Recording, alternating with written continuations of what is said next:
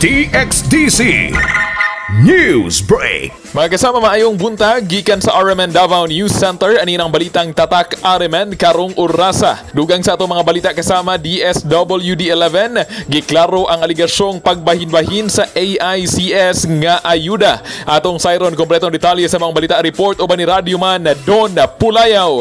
DXDC Radyoman Report. Ang Department of Social Welfare Development o DSWD-11 nagpahimangno des publiko ngadto sa mga personay sa DSWD nga gidili ang pagbahin-bahin sa ayuda pinaagi sa AICS or Assistance to Individuals in Crisis Situation nga madawat sa mga benepisyaryo. Sumala si DSWD-11 adunay aligasyon nga pagbahin-bahin sa AICS ang kasamtangan nga naghimo na og investigasyon kabahin sa giingong nga pag-apod-apod sa maong ayuda nga madawat sa mga beneficiaries. Sigon sa DSWD-11, adunay proseso sa pagpili sa mga benepisyaryo o pag-apod-apod sa maong ayuda nagasubay sa mga guidelines o kwalifikasyon nga gikatakda para sa mga benepisyaryo og moagi sa hingpit nga pagsusi sa usa ka social worker aron masuta kung sila tinuod nga kwalifikado nga makadawat sa maong hinabang.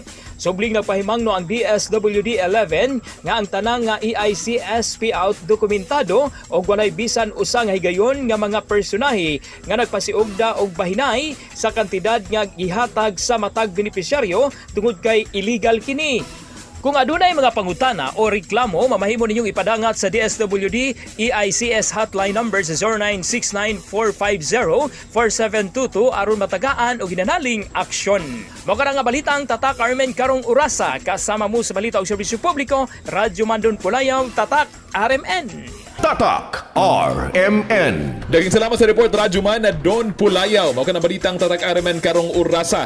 Musunod ang dramang naguluhang Ako Mao Ikaw. Kasama mo sa balita og serbisyo publiko, Radyoman Kirby Manzon, tatak RMN.